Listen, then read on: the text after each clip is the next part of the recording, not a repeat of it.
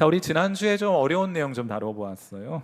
영원전 성삼위일체 하나님께서 구속의 언약을 맺으셨다. 곧 타락하게 될 인간의 구속을 하나님 미리 계획하셨고 이를 위해 필요한 역할을 각각 분담하셔서 이 계획을 반드시 이루리라 언약하셨다 하였습니다. 이 언약은 우리의 관점에서 보면 하나님이 은혜를 우리에게 베푸시겠다는 뜻이 되는 것이니 은혜의 언약이라 이렇게 이해하셔도 무방하겠죠. 이 언약 때문에 우리가 아무런 공로와 기여가 없이 구원을 받아 하나님의 백성이 되는 선물을 누리게 된 것입니다. 자, 오늘은 우리가 하나님께서 베푸시는 이 구속의 은혜를 경험하는 단계가 있어요. 그냥 아무렇게나 받는 게 아니고 하나님께서 우리에게 허락해 주신 이 구원을 경험하는 그 과정에 대해서 함께 살펴보려고 합니다. 첫 번째 오늘 설교의 요점은 이것인데, 성부 하나님께서 우리를 그리스도께로 인도하십니다. 우리를 그리스도께로 인도하시는 분은 하나님 아버지가 하시는 거예요. 자, 지난 시간에 살펴본 것처럼 삼위일체의 하나님, 곧 성부 하나님, 성자 하나님, 성령 하나님은 모든 일에 있어서 언제나 함께 하시는 분이십니다. 창조 때는 성부 하나님 일하셨고, 또 이 땅에 오셨을 때는 예수님만 일하시고, 예수님 승천하신 이후에는 성령님만 일하시는, 그거는 세대주의적 이 성경 이해이고 잘못된 성경 이해예요. 하나님은 언제나 함께 일하시는 하나님이십니다. 자, 그런데 역할은 나뉘어져 있어요. 예컨대 구원에 있어서 우리를 그리스도께로 인도하시는 분, 그분은 성부 하나님이십니다. 여러분 한번 생각해 보세요. 여러분이 교회에 나와서 예수님을 믿고 신앙생활을 하고 계신데 이 지점에 이르기까지 도움이 되었던 많은 요소들이 있었을 것입니다. 예컨대 누구의 전도를 받아 오셨을 수도 있겠고, 책을 읽었을 수도 있겠고, 또 어떤 집회에 참석했을 수도, 또 어떤 설교를 듣고 변화되었을 수도, 인생이 힘들고 어려워서 여러분 교회에 나왔을 수도 있을 것입니다. 자, 그런데 여러분은 그 일들을 통해서 교회에 나와 예수님을 믿게 되었지만은 똑같은 일을 경험하고 똑같은 일을 만났음에도 불구하고 더 많은 사람에게는 아무런 변화가 나타나지 않는다는 거예요. 교회에 나오지 않고 예수님을 믿지 않습니다. 자, 그러니까 여러분이 교회에 나와서 예수님을 믿게 된 데에는 그 외에 다른 요소가 작용했다고 말할 수 있는 거예요. 똑같은 것을 경험하고 어떤 이들은 하나님께로 나오고 어떤 일은 그렇지 않다. 그러니까 그 외에 다른 요소가 있었다는 것을 의미하는 것이 아니겠습니까? 어떤 요소였겠느냐? 요한복음 6장 44절이 그에 대한 답변일 수 있겠습니다. 자, 오늘 본문이기도 한데 요한복음 6장 44절 말씀 다시 한번 읽습니다. 시작. 나를 보내신 아버지께서 이끌지 아니하시면 아무도 내게 올 수 없으니 오는 그를 내가 마지막 날에 다시 살리리라. 아멘. 하나님은 우리가 만나는 사람들, 우리가 경험하는 사건들 배후에 계셔서 우리를 예수 그리스도께로 인도하시는 역할을 하십니다. 누가 그 일을 하신다고요? 성부 하나님께서 그 일을 하고 계신 거예요. 여러분 오늘 이 자리에 나와서 예수님을 믿게 된 데에는 신적인 차원이 있었습니다. 하나님 아버지께서 여러분을 그리스도 앞으로 교회로 인도해 오신 거예요. 성경은 이를 결혼에 빗대어 설명합니다. 창세기 24장 4절에 보시면 이런 말씀이 있어요. 내 고향 내 족속에게로 가서 내 아들 이삭을 위하여 아내를 택하라. 아브라함이 그가 신뢰하는 종에게 명하기를 내 아들 이삭을 위하여 절대로 가나안 여인들 가운데는 아내를 취하지 말고 내 고향에 가서, 내가 태어났고 내가 자란 그 고향에 가서 아내를 택하여 오라 하고 가장 신뢰하는 종에게 그런 당부를 합니다. 무슨 말인가? 아버지가 아들을 위한 신부를 결정하는 거예요. 이렇게 해서 선택된 여인이 누구입니까? 바로 리브가라는 여인 아니에요. 그렇게 이삭은 리브가를 아내로 맞이하게 됩니다. 아버지가 신부로 선택해준 그 여인을 마저 자기의 아내로 삼게 된 것이에요. 창세기 24장 67절 이삭이 리브가를 인도하여 그의 어머니 사라의 장막으로 드리고 그를 맞이하여 아내로 삼고 사랑하였으니 이삭이 그의 어머니를 장례한 후에 위로를 얻었더라. 여러분, 이건 우리에게도 마찬가지입니다. 하나님도 성자의 신부를 직접 선택하십니다. 아무나 선택하는 것이 아닙니다. 성부께서 신중하게 선택하여서 그들을 신랑 되신 예수 그리스도께로 인도하여 오시는 거예요. 이 일은 다른 이에게 맡겨놓지 않으십니다. 하나님 아버지께서 이 일은 직접 하시는 거예요. 신부를 선택하셔서 아들의 신부를 만나게 하시는 일, 우리 하나님 아버지께서 하시는 일입니다. 그러면 그렇게 자기에게 나오는 신부를 아들은 맞이하게 되는 거예요. 요한복음 6장 37절 말씀. 아버지께서 내게 주시는 자는 다 내게로 올 것이요 내게 오는 자는 어떻게 하신대요? 내가 결코 내쫓지 아니하리라. 하나님이 신부로 선택하여 주님께 예수 그리스도께 인도하여 오는 그 사람들을 내가 결코 내쫓지 않을 것이라. 여러분, 그렇게 여러분이 성부 하나님께 이끌려 예수님께 나오면 예수님은 여러분에게 여러분을 선택하여 신부로 삼아주신 성부 하나님이 얼마나 좋은 분인지를 우리에게 깨닫게 하시는 거예요. 요한복음 1장 18절. 본래 하나님을 본 사람이 없으되 아버지 품속에 있는 독생하신 하나님이 나타내셨느니라. 재미있죠? 성부께서 우리를 그리스도께로 인도하면 성자께서는 성부 하나님이 어떤 분이신지를 우리에게 드러내 보여주시게 돼요. 여러분, 이런 일이 있기 전까지 우리는 하나님을 향해 이유 없는 혹은 설명할 수 없는 적대감을 가지고 살았습니다. 저와 여러분이 그렇지 않았어요? 예수님 믿기 전에 하나님이 그냥 싫었습니다. 예수 믿는 사람들, 교회 다니는 사람들 그냥 싫었습니다. 이유는 없어요. 그냥 싫었어요. 그런데 우리가 어떤 기회를 통해 성부 하나님의 인도하심을 따라 교회와 예수 믿고 나니 그 성자 하나님께서 하나님이 어떤 분이신지 우리에게 알게 해주시네요. 이걸 계시라고 하는데 이 계시를 받고 나니 이전처럼 마찬가지로 설명할 길은 없지만 하나님이 내게 참 좋은 분이라는 것을 알게 되었습니다. 그래서 우리가 진심으로 찬양하게 돼요. 어떤 찬양 즐겨 부르는가 하면 짧아서도 좋긴 하지만은 좋으신 하나님, 좋으신 하나님, 참 좋으신 나의 하나님. 여러분, 하나님이 좋아졌어요. 다른 건 뭐 특별히 뭘 많이 받거나 재산이 증식됐거나 건강이 회복됐거나 그런 건 없는데 예수님 믿고 나서 한 가지 변화된 것, 매우 분명하게 우리 심령에 나타난 변화가 있습니다. 그게 뭔가 하면 하나님이 좋아졌어요. 하나님이 내게 참 좋은 분인 줄 알게 되었다는 말이에요. 어느 7살짜리 꼬마아이가 엄마랑 차를 타고 가다가 문득 엄마에게 이런 질문을 던집니다. 엄마, 왜 저 아파트 이름은 내 아파트야?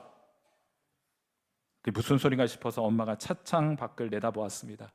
그랬더니 저 멀리 LH 아파트가 눈에 들어왔어요. 사진 주세요. LH 아파트, 우리말로 읽으면 내 아파트.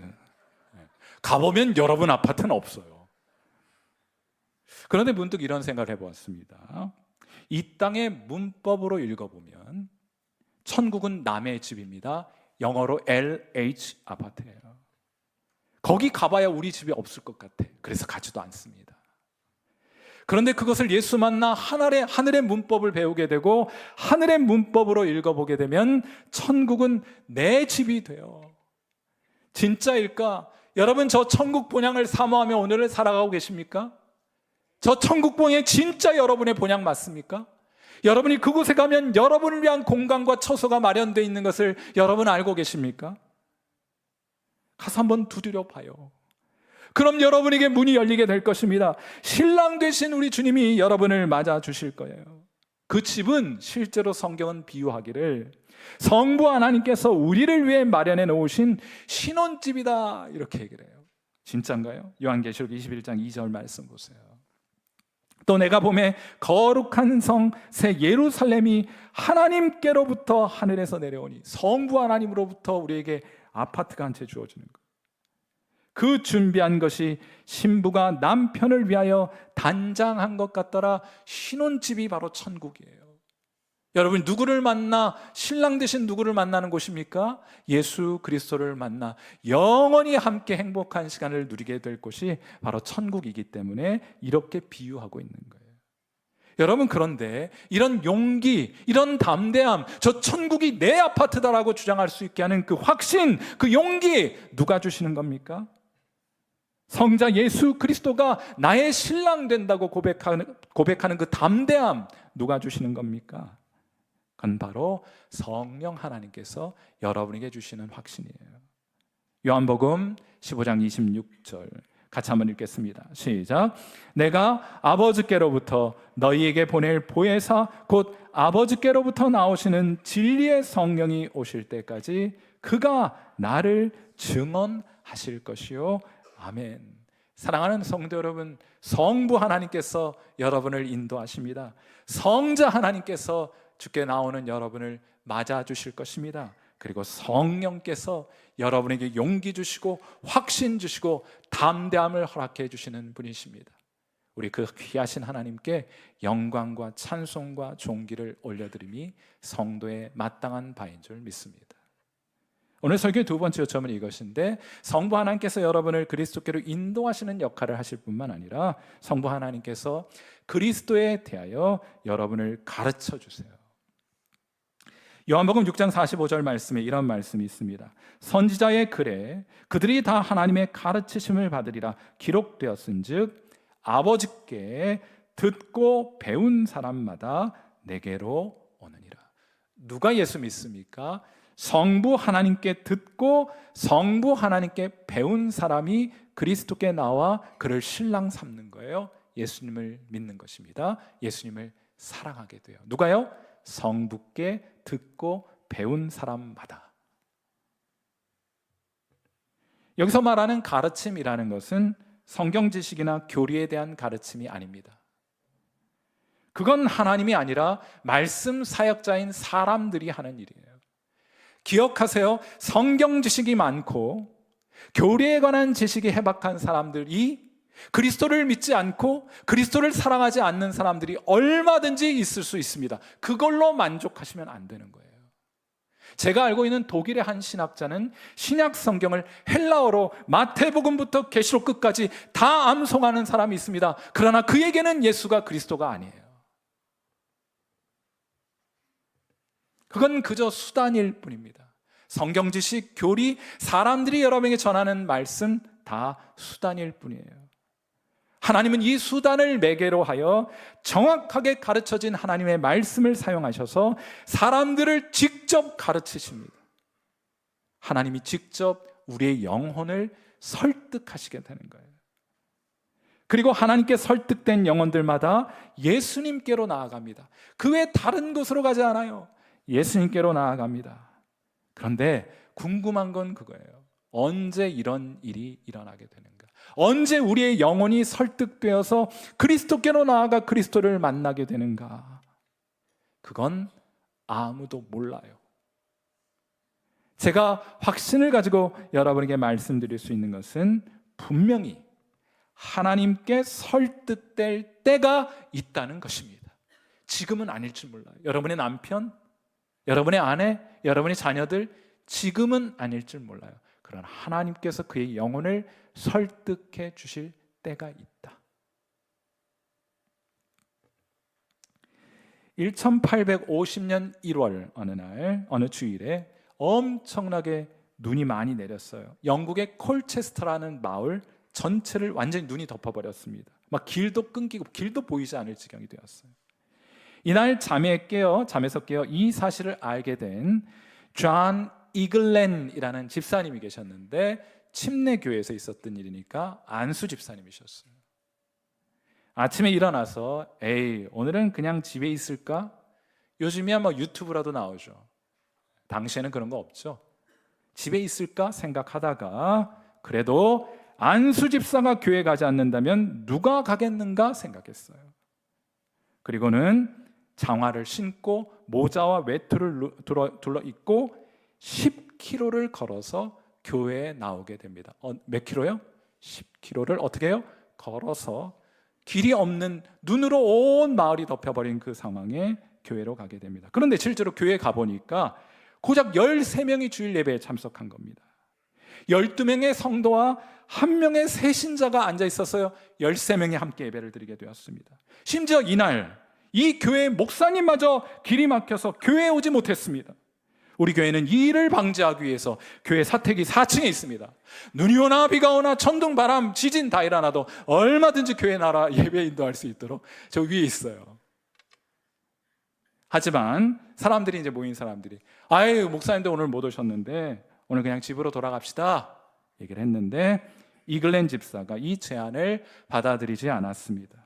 심지어 오늘은 13살짜리 새신자가 교회에 오지 않았습니까? 어떻게 그냥 돌아갑니까? 그렇지만 문제가 있었어요. 누가 설교를 할 것인가?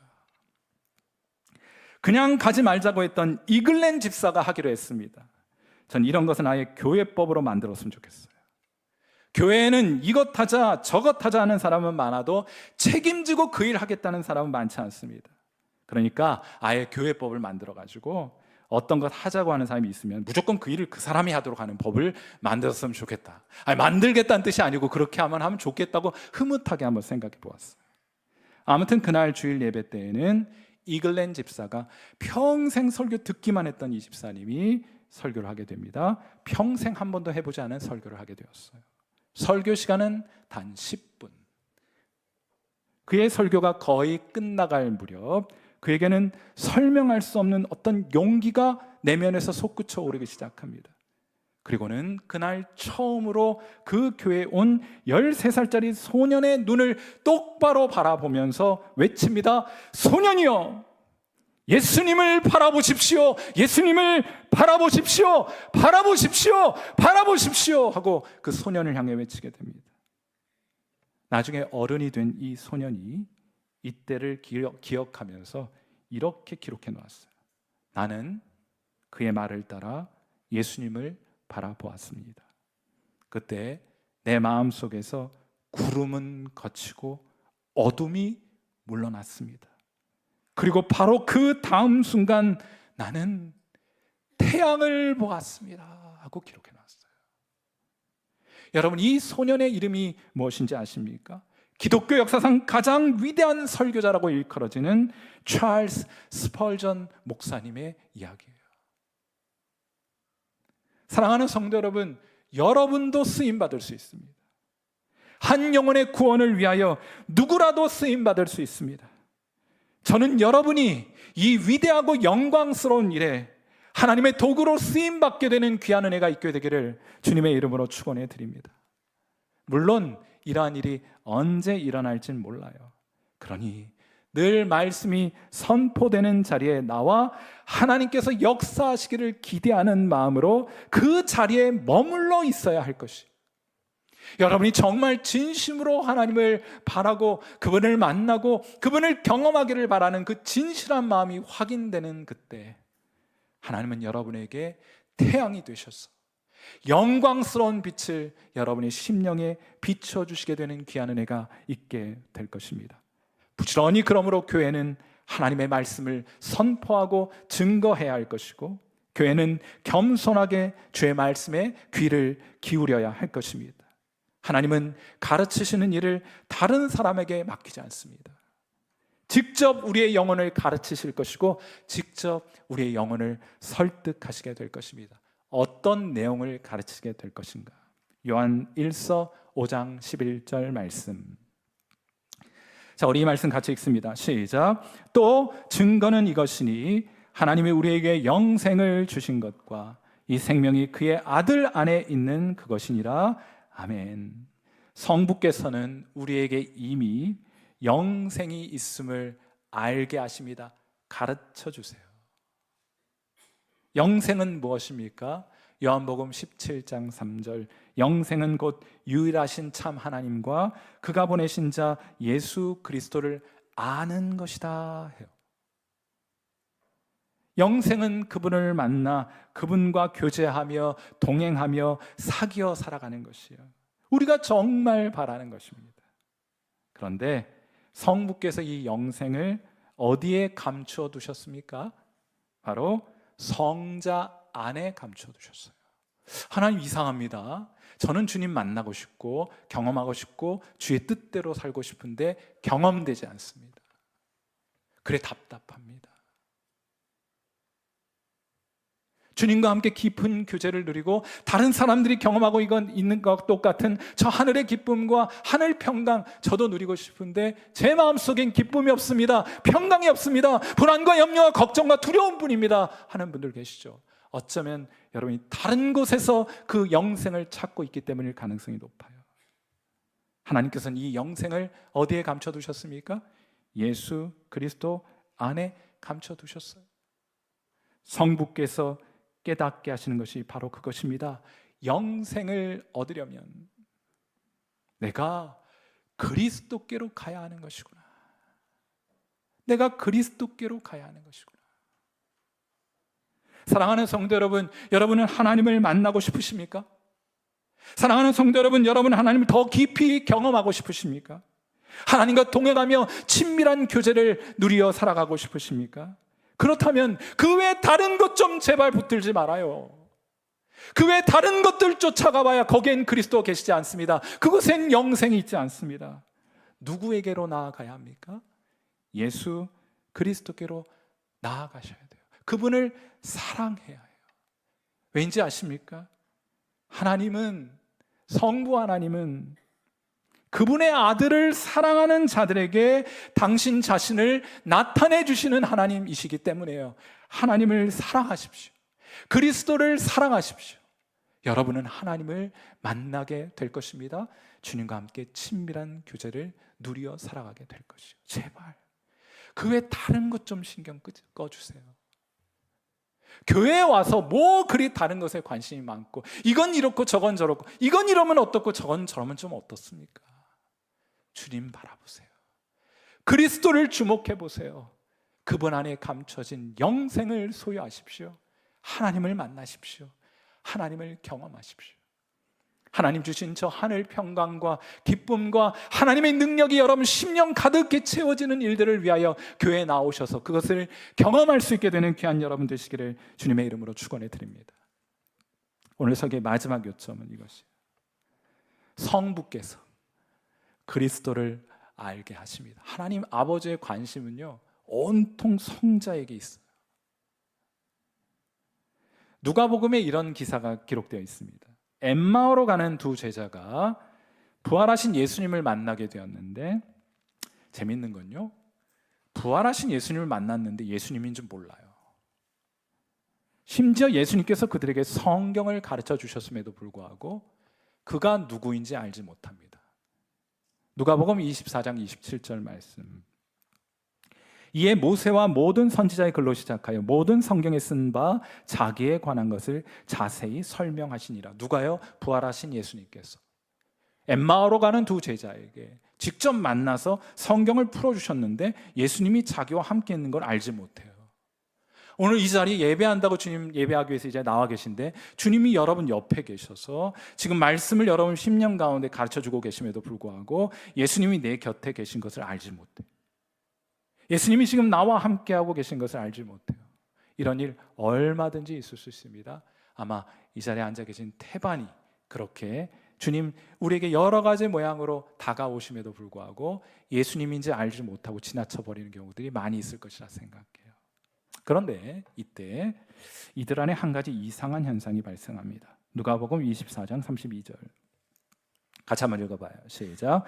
그들이 서로 말하되 길에서 우리에게 말씀하시고 우리에게 성경을 풀어주실 때 우리 속에서 마음이 뜨겁지 아니하더냐. 예수님께서 성경을 해설해 주셨을 때 이들의 심령 안에 뭔가 신비로운 변화가 나타났습니다. 그런데 여러분, 제가 오늘 여러분에게 드리고 싶은 말씀은 이거예요. 그것으로 충분하지 않다. 설교를 듣고 기쁘고 설교를 듣고 그렇구나 하고 깨닫고 설교를 듣고 감동하고 때로는 웃고 때로는 눈물을 흘리기도 할 텐데 그것으로 충분하지 않다는 거예요. 거기에 멈추면 안 됩니다. 조금 더 나아가야 합니다. 한 걸음 더 앞으로 나아가야 해요. 제가 이전엔 그걸 잘 몰랐어요. 예배 중에 은혜 받고 감동받고 눈물 흘리고 기뻐하면 그것으로 충분한 줄 알았습니다. 아니요, 거기에 멈추면 안 됩니다. 충분하지 않기 때문에요. 한 걸음 더 가셔야 합니다. 언젠가 말씀드린 것처럼 저희 집에서는 올해부터 1월 첫 주부터 딸들과 함께 매주 월요일 저녁에 가정 예배를 드립니다. 아들들과 한번 해봤다 실패했는데 딸들과는 가능하더라고요. 자, 첫 번째 가정 예배를 드리고 두 번째 가정 예배 시간이 되었습니다. 저희 집에서는 가정 예배할 때 이렇게 한 명씩 돌아가면서 얘기를 합니다. 저는 주로 돌립니다. 성경 공부 모임 저와 함께 오면 돌 준비하고 오셔야 돼요. 계속 돌립니다. 은혜를 말하게 하는 시간들 갖는 거예요. 그래서 이제 한 명씩 얘기를 하는데, 이제 두 번째 주에 이제 얘기를 하는 거예요. 그때 큰 딸이 자기 순서가 돼서 얘기를 할 때 이렇게 얘기를 하는 거예요. 지난 주에 아빠랑 기도할 때, 이걸 어떻게 표현해야지? 이걸 뭐라고 하지? 뭔가 마음이 뭉클했어. 눈물을 글썽이면서 뭔가 마음이 뭉클했어. 사실 그 전주 첫 번째 가정 예배를 드리고 하나님께 제게 마음에 부담을 주셨어요. 아이들에게 복음을 전하라. 아이들에게 복음을 전해봐야겠다. 목사의 딸들이지만은 예배를 드리고 성경을 일상적으로 함께하는 아이들이지만은 아빠로서 한번 정확하게 복음을 전해본 적이 없었던 것 같더라고요. 그래서 한 녀석씩, 둘이 모이면 장난을 치기 때문에 한 놈씩 불렀어요. 제 방으로 불러서는 복음을 전하고 함께 영접 기도를 했습니다. 한 문장씩 아빠의 기도를 따라하는 영접 기도를 하겠어요. 여러분이 자녀들 여러분이 맡겨주셨으니까 그 책임 여러분이 지세요. 꼭 자녀들과 함께 시간을 내어서 복음을 나눌 수 있게 되기를 바라고, 엄마 아빠가 믿고 있는 그 신앙을 여러분 자녀들에게 잘 설명하고 그들과 함께 기도할 수 있게 되기를 바랍니다. 애들이 정말 잘 들어요. 바로 그렇게 영접 기도할 때 큰딸의 마음에 뭔가 뭉클한 감동이 있었던 것으로 보입니다. 엠마오로 가는 두 제자의 마음이 뜨거워졌던 것처럼 말이죠. 이 말을 듣는데 저도 감동이 되더라고요. 이 녀석이 영적 첫걸음을 뗀 것이 아닐까 하는 그런 마음으로 제 가슴도 굉장히 벅차고 뭉클했습니다. 그런데 제가 오늘 말씀을 준비하면서 생각했어요. 여기서 멈추면 안 된다. 한 걸음 더 나아가야 된다. 조금 더 나아가야 한다. 조금 더 기대하고 기도해야 한다 생각했어요. 그럼 어디까지 가야 하는 것이냐? 누가복음 24장 31절입니다. 이 엠마오로 가는 제자들의 기사 안에 있는 말씀이에요. 누가복음 24장 31절.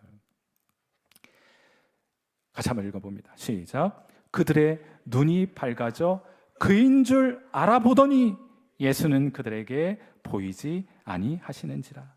여러분, 어둠 가운데 있을 때는 손으로 더듬어 아는 것이 전부입니다. 이럴 거야. 그런데 그 어두운 방에 불이 켜지게 되면 모든 것이 달라집니다. 완전히 다른 세상이 펼쳐지게 되는 거예요. 그러니 불이 켜져야 합니다. 우리의 심령에 불이 들어와야 해요. 만져 아는 것으로 충분하지 않습니다. 불이 켜져 보여야 합니다. 누가 불을 켜주는 것이냐? 성부 하나님께서 진리에 비치신 성령을 우리의 심령에 보내주시게 될 때 불이 켜지게 되는 거예요. 그래야 보입니다. 그래야 예수 그리스도가 보여요. 얼마나 아름답고 얼마나 보배롭고 얼마나 위대하고 탁월한 분이신지 보게 됩니다. 얼마나 영광스러운 분인지 보게 되는 거예요. 여기까지 가셔야 합니다. 미국 펜실베니아에 사는 데이빗 레던이라는 남자분이 계신데, 미국에 가면요, 이 중고 시장이 정말 잘 발달돼 있어요. 야드 세일도 있고, 가라지 세일도 있고, 자기가 쓰던 물건들을 자기 집에서 팔고 하는 일들이 많이 있습니다. 그런데 이 데이빗 레던이 한 중고시장, 중고 이렇게 집을 다니다가 액자를 하나 발견하게 되었는데 그 액자를 마음에 들었어요. 그 안에는 그림은 형편없었는데 액자가 너무 마음에 들어서 4불 주고 그 액자를 삽니다. 우리 돈을 한 5천 원 주고 액자 하나 산 거예요. 집으로 가져왔어요. 그리고 다른 그림을 넣기 위해서 액자를 뜯었습니다. 그때 그 액자를 뜯게 되었을 때 그림과 그 뒷판 사이에서 깨끗하게 접힌 종이 한 장이 땅바닥에 떨어지는 거예요. 그 떨어진 종이가 무엇이냐 하면 1776년 7월 4일에 발행된 미국 독립선언서 최초 인쇄본이 들어있었던 거예요. 경매시장에 나오기를 15억부터 나왔습니다. 여러분 그저 돈 그죠? 야, 이거 4불 줬는데 이게 100만 달러라네. 이 놀라 까무러칠 일이 일어나게 된 거예요. 여러분, 그런데 저는 이런 일들이 우리 신앙에도 일어나야 된다고 믿습니다. 하나님이 우리의 영안을 열어주셔서 4달러짜리 종교 생활에 가려져 있는 예수 그리스도가 얼마나 아름답고 얼마나 보배롭고 얼마나 탁월하고 얼마나 영광스러운 분인지 발견하게 되는 일이 있어야 한다고 믿습니다. 여기까지 나아가야 합니다. 여러분도 여기까지 나아가야 하고 여러분의 자녀들도 여기까지 나아가야 합니다. 성부 하나님께서는 이 자리에 함께한 우리 모두가 예수 그리스도 때문에 놀라 까무러치게 되기를 기대하고 바라고 계신 거예요. 제발 뭐 이상한 기도받고 까무러치고 뒤로 눕지 마시고 예수 그리스도의 아름다우심을 발견하고 놀라 까무러치게 되는 귀한 역사가 이 자리에 함께한 사랑하는 귀한 성도 여러분 모두에게, 우리 모두에게 더 풍성히 경험되는 은혜 있게 되기를 주님의 이름으로 축원해 드립니다. 하나님은 우리가 새롭게 발견한 이 아름답고 보배로우신 성자를 향하여 무릎 꿇고 경배하기를 기대하고 계신 거예요. 시편 45편 10절과 11절 말씀입니다. 자, 우리 이 말씀도 같이 읽어요. 시작. 딸들이여 듣고 보고 귀를 기울일지어다. 내 백성과 내 하나님의 내 아버지의 집을 잊어버릴지어다. 그리하면 왕이 내 아름다움을 사모하실지라. 그는 내 주인이시니 너는 그를 경배할지어다. 아멘. 딸들이 말을 잘 들어요. 그래서 딸들이여 이렇게 하잖아요. 사랑하는 귀한 성도 여러분, 온 마음과 정성을 다하여 그 외 다른 모든 것들은 잊고 뒤로 한 채 그리스도 한 분만 바라보고 그리스도께 경배하고 그분을 예배하는 그런 귀한 은혜의 회복이 사랑하는 성도, 이 자리에 함께하는 성도 모두에게 있게 되기를 주님의 이름으로 축원해 드립니다. 마지막으로 인사 한번 하고 기도하도록 하겠어요. 우리 옆에 계신 분께 한번 인사하겠습니다. 우리 옆에 좌우하면 계속 어떤 분 오셨나 하고, 집사님, 우리 여기까지 가 봅시다. 함께 기도하겠습니다.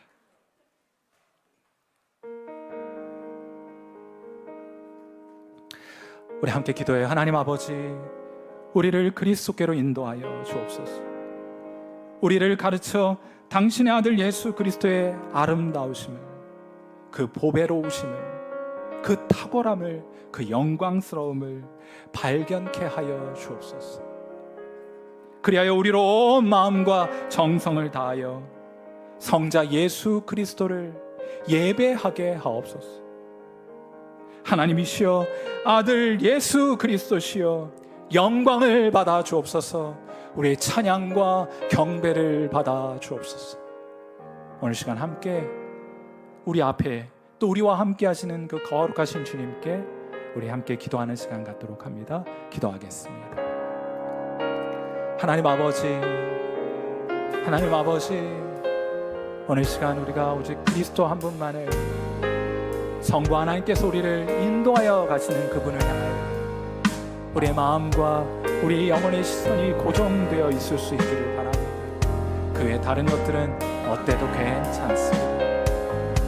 우리가 주님을 바라보고 그리스도 안에 있는 영생을 소유하여 하나님을 더 깊이 알 수 있다면, 주님을 더 깊이 사랑할 수 있다면, 더 뜨겁게 사랑할 수 있다면, 주님과 더 친밀한 사귐을 누리어 살아갈 수 있다면 그 외 다른 것은 어때도 괜찮습니다. 주님, 사랑하는 주님께서 오늘 이 자리에 함께한 사랑하는 성도들의 심령마다 함께 하시고 역사해 주셔서 그 주님을 가르쳐 주옵소서. 그 주님을 불켜 알게 해 주옵소서. 진리의 성령께서 우리 가운데 함께 하심으로 그 조명의 역사가 우리가 나타나시게 되므로 그리스도의 그 탁월함을 발견하는 은혜 있게 해주시기를 바라고, 우리 깜짝 놀라 하나님 아버지 뒤로 자빠지게 되는 일들이 있게, 깜짝 놀라 까무러칠 일이 있게 되기를 간구합니다. 그런 놀라움이 우리 신앙과 우리 예배 가운데 날마다 새롭게 경험될 수 있게 되기를 간절히 바랍니다. 그리하여 우리 주께 올려드리는 경배와 찬양 주님 받아주시고, 이를 통하여 하나님 영광 받아 주옵소서. 함께하여 주시는 주의 은혜에 인해 감사하고, 살아계신 우리 주님 예수님의 귀하신 이름으로 간절히 기도하옵나이다.